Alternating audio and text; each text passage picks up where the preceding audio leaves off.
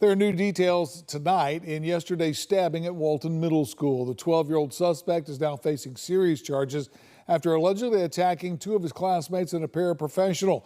New information released in an afternoon news conference today.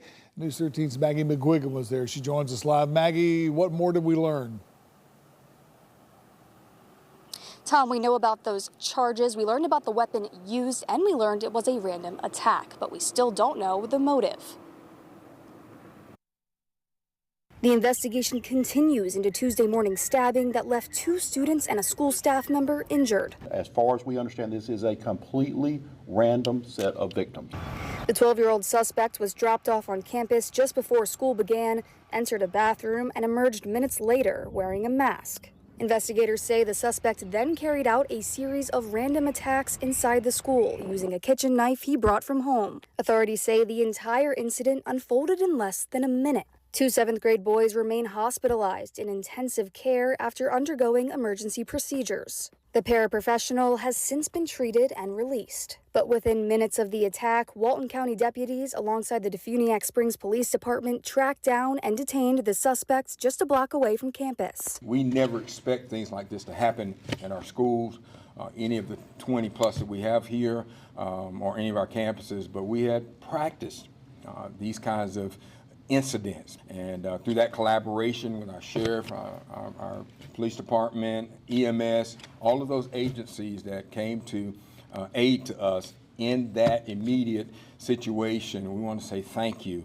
The knife, believed to have been used in the attack, was later recovered from a nearby retention pond. Following a review of surveillance video, the suspect is now facing multiple charges, including attempted murder, 2 counts of aggravated battery with a deadly weapon, wearing a mask during the commission of a felony, tampering with evidence, and disrupting a school function. The juvenile is being held without bond in secure detention in Crestview. But one of the biggest questions moving forward, how will a 12-year-old be prosecuted? Officials say under Florida law, prosecutors have limited options when dealing with suspects this young. We've got a couple choices.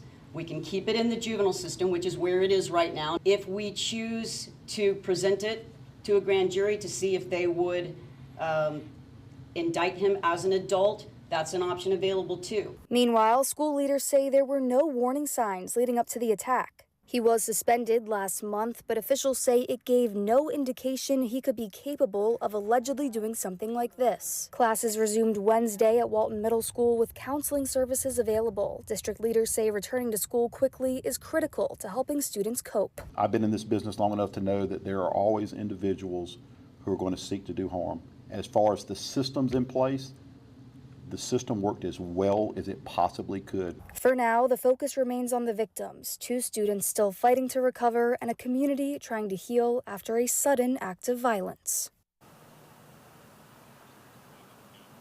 Again, authorities have not released the name of the suspect due to his age. The case will now move through the legal system as investigators continue to gather evidence. Reporting in Walton County, Maggie McGuigan, News 13, Panhandle Strong.